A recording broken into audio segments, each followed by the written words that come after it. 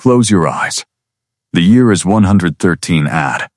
Rome is home to over 1 million souls, the largest city the ancient world has ever seen. Emperor Trajan has just conquered an entire nation. The empire stretches from the deserts of Africa to the forests of Britain.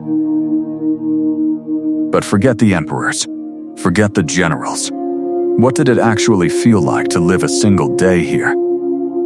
As an ordinary Roman, walking these streets, breathing this air. Using ancient ruins, lost manuscripts, and centuries-old records, we have rebuilt this day for you. We walk through every hour of 113 AD, from its stinking pre-dawn streets to its dangerous midnight. You will not just hear the story of Rome, you will live it. Let us begin. Where the Roman Forum stands in ruins today, it once thundered with the heart of civilization. You wake up before sunrise. It is the 12th of April, 113 AD. Your eyes adjust to the darkness. You are not in a palace. You are not in a villa. You are in an insula, a 6-story block. The walls are thin. The smell is overwhelming. Somewhere below, the city is already awake. The first thing that hits you is not the marble grandeur. It is the smell. Rome had no garbage collection. Every night, waste rained down from upper windows onto the street below. Yet this same city had running water, heated floors, and public libraries. The contrast was total. The bakeries never stopped. 300 of them baked through the night so Rome could eat at dawn. 90% of Romans could not cook at home. One spark in an insula meant the entire building burned. Wagons were banned from Rome's streets at night. Dawn meant the chaos erupted all at once. Here is what nobody tells you about Rome. It was one of the loudest cities in human history. Dawn in Rome was already unlike anything you expected. But the morning that followed was something else entirely. You step outside.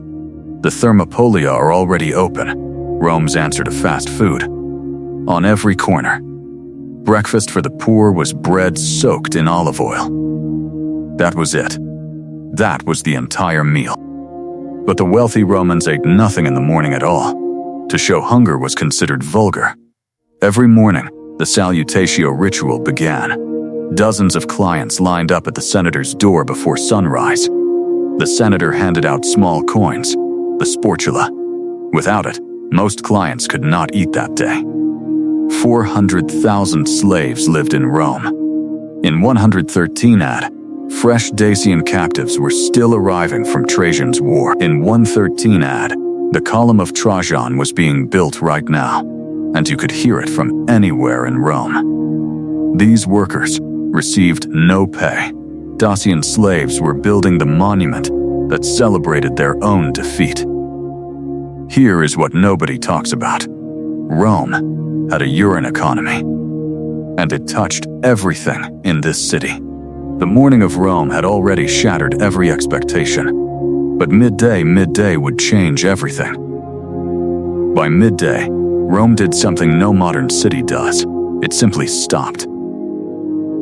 The siesta was not laziness, it was survival. Midday heat in Rome reached unbearable levels. But that is not even the most interesting part of Roman midday. The toilets were waiting. Romans used a shared sponge on a stick. One sponge. 20 people, no questions asked. You are probably thinking, how did an entire civilization accept this as normal? Here is why. Rome had no concept of private life. Everything, eating, bathing, eliminating, happened in public. And this is where it gets truly strange. Romans had no concept of childhood as protection. Child abandonment was completely legal in 113 AD Rome. Exposure was an accepted population solution. Most historians stop here. But what they miss about Roman midday changes everything you think you know. The Roman baths were not for bathing. They were the internet, the gym, and the parliament of Rome. Entry cost 1 quadrans, less than a piece of bread. Even the poorest Roman could afford the baths. Inside, you moved through 3 rooms. Cold, warm, hot. Each one a different world entirely. Gambling was completely legal in Rome. The baths were where Romans lost their savings every afternoon. Roman street gangs, the collegia, controlled entire districts of the city. Even senators feared them. Midday in Rome had survived everything you thought you understood. Yet the afternoon held Rome's darkest secret. The one thing that could destroy an entire Roman neighborhood in minutes was not war. It was fire. Rome had a fire brigade, the Vigiles, but they could not save you. They were there to stop the spread. The real danger was not the fire itself. It was what the fire revealed about how Romans actually lived. Roman medicine did not save lives. It was the one thing in 113 AD almost guaranteed to end them. Surgery was performed without anesthesia. Wine was given before the cut. Then you simply endured. Here is what nobody talks about. The one Roman invention that actually saved more lives than anything else. Clean water. That was Rome's true weapon. Not the legions, not the emperors. Water built this empire. Women in 113 at Rome had more legal rights than women in most of Europe 1,000 years later. Yet the one place women could never enter was the Senate. Power had its ceiling, even in Rome. The Colosseum opened its gates every afternoon, and what happened inside defined Roman identity itself. But gladiators were not the main event. The executions at midday were what the crowd truly came for. When you understand what the crowd experienced here, everything about Roman civilization makes complete sense. A gladiator who survived 10 fights could earn his freedom. Most did not survive 3. That was just the afternoon. What came next, after dark, shocked even Romans who had lived here their whole lives. The afternoon had revealed Rome's brutal heart. But Rome after dark, that was a city no one warned you about. Evening is when Rome truly came alive. The cena, the main meal, began now, not at midday. Romans never sat to eat. Reclining was civilization. Sitting upright at dinner was for barbarians and slaves. Romans never drank wine straight. Mixing it with water was civilization. Drinking it pure was savagery. The wealthy Roman dinner, the convivium, was where Rome's true power was decided every single night. When you understand the convivium, you understand how Rome was really governed, not in the Senate. Here. Roman dinner entertainment included poetry, philosophy, acrobats, and dwarfs.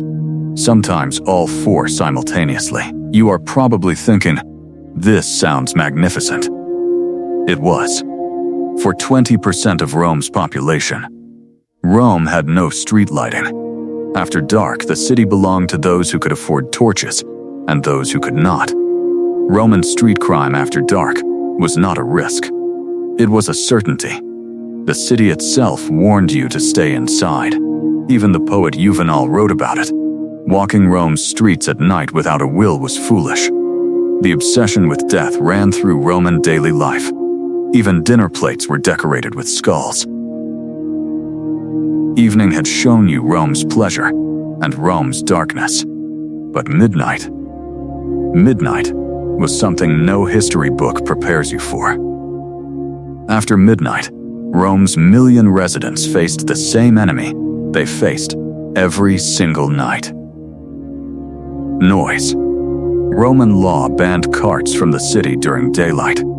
So every delivery happened between midnight and dawn. You are probably wondering, how did anyone sleep in ancient Rome? The honest answer is, most did not. The vigils patrolled every night.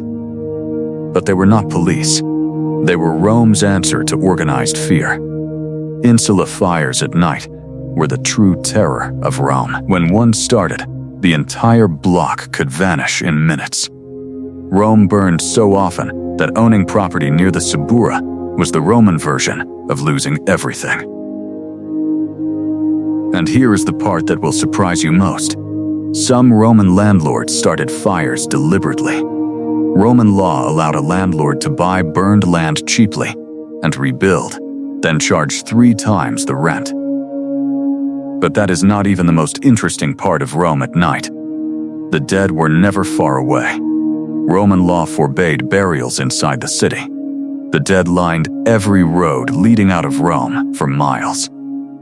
Back in the city, the poorest Romans faced one final indignity: the puticuli, the mass graves of the Esquiline. Historians call this the Roman death divide. The manner of your burial in Rome defined your entire life's worth. Rome had survived its day. 1 million people had lived, worked, eaten, suffered, and slept. But the question remained. When you understand what a single day in Rome actually was, everything about modern civilization makes sense. Fast food on every corner, apartment blocks 6 stories high, street crime after dark, traffic from dawn. Historians call this the Roman continuity, the reason modern urban life feels ancient, because it is.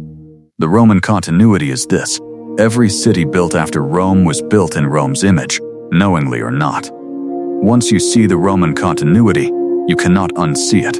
Rome did not fall. Rome became everything around you. Dawn is returning to Rome. The city that never truly slept is beginning its second day. The question on your mind right now is the same one historians have asked for 2,000 years. How did one city, on one river, in one century, create the template for all of Western civilization?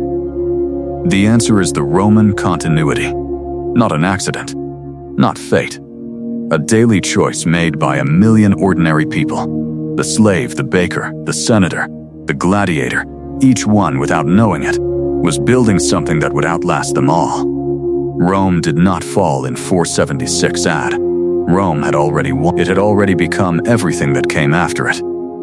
Subscribe, like, and tell us. Which ancient city should we live next?